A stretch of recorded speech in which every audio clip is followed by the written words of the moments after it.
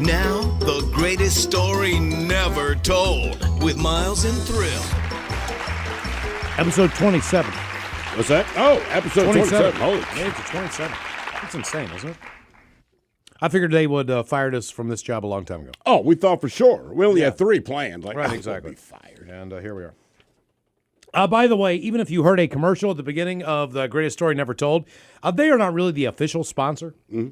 It is, in fact, you. And as we've asked you to do, if you could just go to the Fisher House website, do a donation of whatever you can, and then send us a receipt, then you're the official sponsor. So we get this email here. Hello. My name is Ryan Pruden, and I'd like to sponsor your great radio show. Oh, fantastic. The Greatest Story Never Told podcast. Here is a receipt of my donation for $66.60. Thank you for everything you do. Appreciate it so much. So now Ryan is our official sponsor. So, Ryan, that's awesome. Ryan is also Satan. I dig it. Yeah, that's very cool. What else we got here email-wise? We get a ton of these things. I mean, our mailbox is just stuffed with people wondering questions. As far as our last greatest story never told, technically, Miles, your buddy owes you $200, $100 because you made the team, and $100 because he did not make the team. Why did you continue playing? Would you have lost your scholarship? That's from Jacoby. Jacoby, they don't give walk-on scholarships. Right. He was a walk-on. And once I made the team, I figured, you know what, I might as well give this a shot. It wasn't like I was just going to try to make the team and then not work out anymore or not kick the ball anymore. Like, I'm there. I've got to do something. You're in meetings all day and you're in practice all day. So, and remember, they give scholarships to people that are good, not people that were lucky enough to make the team. Right, and correct. And they don't also give them to kickers and punters. So Right. you have to start in college to be on scholarship. It's very rare that it's almost like saying, like, they drafted a punter or a kicker. Seahawks, Raiders. Right. But you know what? I mean, they were right with Dixon. I mean, they were going to punt the ball a lot, and they weren't going to do well on third down. So If you know your team sucks, at you have least to punt. if you're going to drive away a great community member and a great player like John Ryan, you better have a reason. And they knew they weren't going to get a lot of first down, so they made the right call. So there you go. There's the true answer to it. Sebastian Janikowski, by the way, the only number one kicker. The Oakland Raiders took him as the 17th pick. Might have been L.A. Back in the day, but other than that, that doesn't happen. So there you go on that. Okay, so for this week, someone on Reddit asked people a bunch of different random questions, right? And there are all kinds of hypotheticals that you might have wondered in your life as far as how many times things could have happened to you, potential dates, how many people have had a crush on you that you never knew. So maybe someone, whether you found them attractive or not. But wait, would you want to know if they said, I can give you one piece of information? I can give you the number or I can tell you who. I think I'd rather know the number. I don't want to know who because, look, either it's someone I was not interested in or it's someone who I absolutely was and didn't know. Right. I don't want to know who. Yeah. Okay, well, I would like to know. I just assume it's everyone. Because you know why? Well, yeah, but you're different. Women are attracted to you. They're not necessarily attracted to me. Because you're Well, I know that. It has nothing to do with your looks. Yes, no, I'm much better looking than you. It's the fact that I'm a complete right. That's my point. And you actually will listen and engage in conversation. And no. I don't have the time for Let's that. not I'm mistake Aspergerish. I have mastered the art of. I'm not listening. I'm just not interrupting them. I'm thinking about other things. Meow, meow, meow, meow, meow, meow, meow. I would like to know that. How many people, maybe back in the day when you were decent, you know what I mean? What else? How much of your life have you forgotten? Like important moments? Like we do this podcast. My 20s. It's kind of hard to remember all the crap that we've done because we've done so much crap and it's just never stopped. I mean, I've done a lot of crap, but there's honestly about a 6-year window in my life. Legitimately, there's no chance I could remember. It's because of drugs and booze, right? Like it's gone, you know? I have no idea. How often other people think about you? As far as in what way? Just in your daily life. Maybe they had the dream that I had last night, and I was thinking about that person. I can't just go up to them and go, "Hey, I was." Right. I don't know. I don't. Does it all have to be bleeped? I don't think I can put that on there. I'm going to be on the safe side. You know what's odd? How about no, you from, and then the other you have to bleep out. What's weird about this is, and this is how the FCC works. If he was a cannibal, it would be fine. That's exactly what I'm talking about. If you actually, I am a cannibal, and I was. It's not. Damn it, dude! I'm dreaming. It's a great dream. Normally, you don't have that. those dreams. So you have great cannibalistic dreams. It was a great dream. All right. Yeah, that was a great dream. I was like, oh man. Yeah. How mad were you to wake up? Like, no. I think I even had smell-o-vision in that dream. Or I farted. I'm Farted sleeping. in I your don't know. sleep, right? And that gave Oh, you that that sounds dream. like ass. Oh, wait a minute. Maybe I got to get up, poop. How did I get to this dream? All right. Oh, God, I got gas. Yeah. I thought it was sexy. Okay. Death stats, like how many times have you almost died without realizing it? Mike, it could have happened. Fair, yeah. It could have. You could have on drive into an auction or something like that, a wreck in front of you, or who? Right. I mean, you drove to Spokane and back in the same day many times. Yep. Like, all kinds of weird things that. Went to high school in Baltimore. I just assume every moment Yeah. was a moment you were going Correct. to be killed. You grew up in Enumclaw, which is not too far away from the Green River. You know? There was actually one time I was down at the Oregon coast, going out to Florence and Coos Bay out there. We were riding quads out on the sand dunes out there. And one thing about the sand dunes is that they will tell you actually have to pass a test in order to get a permit to ride out there because it's incredibly dangerous. Yeah. Because one of the things is that if you're looking out onto those sand dunes, it all looks just flat. The problem is that there's a lot of drop-offs out there. Now, some of them are just maybe a foot. There are others that are just straight up cliffs. I damn near flew my quad off one of those cliffs. How far? How high? The thing is that they have these dunes that go up, and they are no kidding 30 feet high, and at a steep of like 45-degree angles, maybe 35-degree angles. And I was going up, and you go up and down those things all day. They're just rolling hills out if there. they roll on you, you're screwed. Right. Steve and I had a conversation the other day about this girl who passed on, and she was 10 years old in Texas. Yeah. And I said to myself, she was on an ATV. And I've seen this movie a million times, being from West Virginia. First of all, you need to be 16 years old to have a license for a reason. Right. It's not that younger kids cannot enjoy dirt bikes and go-karts and all those Kids can things. enjoy a lot of things. But there's a reason there's a 50cc limit on a lot of those things. Till you step up to an 80 or maybe a 125 or whatever it is. But along those lines, an ATV is a heavy piece of equipment. So when you're 10, those things can go 55, 60 miles an hour. If you it's much more powerful. It's like a snowmobile. It's not like your little old dirt bike that you can and do jumps with, break your collarbone. It's different. Ozzy almost died. Right. The saxophonist for Dave Matthews Band is dead. This is not uncommon. Right. Like in West Virginia, I've had tons of friends who've died in ATV accidents, either going through an intersection, getting by a car, flipping it, rolling it, all that stuff. So yeah, absolutely. Gift-giving success is on the list. Number of times people liked or hated your gifts. We talked about it on the air the other day. Your impact on people. Steve, as you would say, your purpose is sometimes bigger than your goal. Sure. How many lives have you influenced one way or another? Maybe there's someone out there that wants to be an auctioneer because of you. You don't know. Maybe there's someone out there that wants to kill you because of you. Yeah, it's fair. And the one that I'm going to focus on here on this one because I have a great story with this. How many times have you met someone without realizing that you'd already met? Okay, so when we were in Baltimore, we would bring a lot of comedians in on the show, and we would interview them, and there was 2 comedy clubs that were open.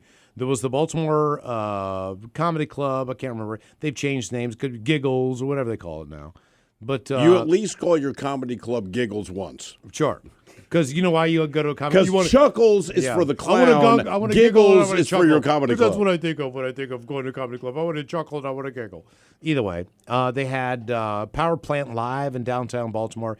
Power Plant Live was the place where if you were an A-list comedian, you came through because you're part of the improv circuit, Right. Which was Philly, New York, and all these things. And it was just built in like concert tour. Like you play in Vancouver, you're playing Portland, you're playing Seattle, San Francisco, before you move wherever you're moving to, Right. whether it's Canada or whatever. So same deal in Baltimore. And the comedy club that we worked with was a more local, because we did stuff at the Improv as well, but it was a more local comedy club. And they had this thing where we could do open mic stuff or host things. It was awesome, man. Yeah, It's actually one of my favorite parts. Anything we've done on the job, because, we all have our own forms of creativity. It was fun for all of us to be able to go there multiple times because we're all very different when we deliver our comedy, right? So this night in particular, I am not doing my incredible comedy. I'm hosting. So I'm done early. And then everyone else, so like, hey, how's everybody doing? Blah, blah, blah. But I'm done. But Ted and Steve are doing stand-up. Okay, so they're actually doing a stand-up set, all right? Steve gets interrupted, unfortunately, very early on by a woman who explains that she has some type of cancer. I don't know how but he just started. the way it's set up, your name's in a hat, and wherever you're going to be called in the order of comics is where it is, right? So no big deal. Whatever. Say I'm 8th person to go up. I understand that. It's not a problem. I will wait. Well, if I'm the 8th person to go up, whoever the 7th comedian is, when they fit, and they're all in the same boat we are. You're amateur everyone's pretty good, but you're certainly amateur 5 minutes, right? So whoever number 7 is, they finish their set, and then this woman who's been sitting in the audience and otherwise unnoticed suddenly jumps up. She is drunk, and she starts screaming about the fact that she has survived breast cancer. Right. Which is kind of it's a tough situation, but she won't shut up about it. And even though it's a comedy club where you can roast people and do things, it's a delicate situation. Clearly, she had just found the news out, at least within the last few days. So everyone's kind of on eggshells, but man, she went on longer than anyone said that night. I survived breast, and this is why you should listen. And she's also got a front table, and she's doing her thing. Oh, she's right there. So by the time it's all said and done, I'm done. I am done. Everyone's done. We're all done. Okay? Now it's just people filing out of the comedy club. Now, the comedy club was one of those places where when you walked in, it was a very small bar that had like 5 stools.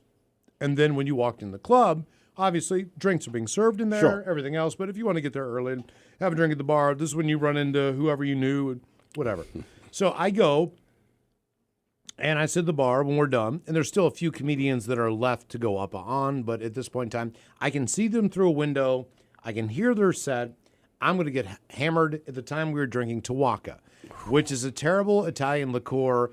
For whatever reason, that was our jam. That is what we drink. It was cheap all the time. It was syrupy. It was awful. It's terrible. It's terrible now to this We day. have a problem. I have gone back and had Tawaka to this day and thought to myself, what were we thinking? It's like Obviously, eating a we were Twinkie not. as an adult. Like, what I remember is not how it is. Yeah. So what Steve doesn't know is, when Steve's on stage, I am, and not that I'm not a fan and want to clap on Steve, but even though these numbers keep coming up, he's number 7 and number 8, I'm going to the bar. I'll still see his routine. I know his set for the most part, as far as I think. Whatever. I'm drinking. We're done. We're done for the night, right? So I start talking to this girl. And she sits down next to me in the bar. And she says, and again, the question on this Reddit discussion, how many times have you met someone without realizing you've had? You've not met them. This is years gone by. And this woman is sitting beside me. And she says, I know that guy. And I said, I know him too. I work with him. What do you guys do? We do a radio show on Live 105.7 called Out to Lunch. So we're on after Howard, and then we come on before Don and Mike, and we do the midday show. We're the show you don't listen to. Yeah, on Live 105.7 in Baltimore, which, whatever. Although we did get syndicated in Buffalo. We did. That was the true fact. Nice. We and they liked us. Yeah, there was a couple cities that maybe liked us, unlike now. And then we're on to more places and more people don't like us. She's like, no, well, I know this guy. I really know him. I said, what do you work? Have you worked in the restaurant industry? Asking the general questions, and no, I don't think so, whatever. And I'm like, all right, well, that's cool. And so everything wraps up. But she's still beside me. Again, there's only 5 stools. We're having a conversation. This is a comedy club. This is not a hookup place. Right. I don't think she's interested in me. She's obviously paying attention to Steve. I'm trying to help her figure out this puzzle. Everybody exits out for the night. They all have to go past this bar. Steve comes out too, and this woman says, "Hey, I know you. She looked very familiar. But I can't place it. Right. And she was like homely cute, right? She had like really short hair. Yeah, but I remember she was wearing beautiful like a blue face. Because you can't be a face. woman to not have a short haircut and not have it's almost like a dude with a jawline. You know what I mean? Like she was. Know that guy who's got that chiseled jawline and all that stuff. Do we know them? Not personally. I've seen them, but I know none of them. Skinny, maybe Titus. I don't know who's that skinny. You have to be skinny as hell to have that. But she had that look which pulled off the short hair, which is very rare, even with a younger woman. In my mind, I'll just say I prefer long hair. Sure. So it's not that it's just an attractive thing. That's why I let Brett Michaels and not Lane Staley. But this woman is, got a beautiful face. She's Natalie Portman shaving her head beautiful. Mm-hmm. You know what I'm saying? And then I watched both of them go back and forth. Because now Steve comes over. I know you. Just trying to figure out from where, know dude. you. I know her face, too. It's like, I know you. Like, again, if you watch Jeopardy or something, right, and you know the answer, it's on the tip of your tongue. You even know the first letter, and for whatever reason, in that moment, your brain farts. So even though you have the knowledge, but it's just, and I'm like, man, and that's the way I felt with her, where it's like, God, I know you. I know, and we're both trying to figure this out. So the question again on the Reddit discussion was how many times you met someone without realizing you'd already met. So they obviously already met, trying to figure out how they met. We've established So that. we're just going to All end this podcast right now with this. Just give a drum roll. Yeah, we slept together. You got a drum? Oh, sorry. Yeah. You blew the whole. I didn't know you were going to say drum roll. We slept together. Turns out they. Yeah. Oh yeah. Which tells me that he sucks in bed. I might, but I got that. I will say this. It's so They weird. honestly, but the look on both of their faces when they both realized that they had both each other and had no idea was one of the funniest goddamn moments of the entire comedic night. Because here are two people who are going back and legitimately, it wasn't an act. It wasn't her going like, oh, I know he doesn't remember me, so I'm going to like, she did not remember Steve. She was trying to put But, it Mike, together. understand how the conversation It wasn't went. like, maybe I'm trying to figure out if he'll remember or not, and I'm going to play this game where I'm going to see if he remembers who I am. It was not that at It was all. like 20 minutes was in of both of them. He wasn't doing that either. legit conversation where you really start appreciating each other's company because it's like, all right, we've established you know each other. Ha, ha. So then we figured out, in the moment that we figured out that we had slept together after a party that I vaguely remember now. So now keep in mind, we've had a great conversation all night. And then this moment comes, so we're both kind of looking at each other like, oh, it's that. So I remember my response. And listen, gentlemen, feel free to use this quote to prove how cool you are. I'm like, how you been? I did not know what to say. How the hell do you forget someone that you both of them? Drink a lot. There's your greatest story never told. Mike, I know you always take the time to label these things as far as when they come out. So I think we should label this "Who I Forgot I F***ed." Actually, if you want to make it more accurate, call it Frosty the Snow Woman. Remember, she went by Frosty up on stage. That was her name. She went by Frosty. She was doing comedy. We'll just call it Frosty. No, call it I f***ed Frosty. Damn it. Sorry. God, she was hot. Well, there's your thing. You've been listening to The Greatest Story Never Told with Miles and Thrill on radio.com.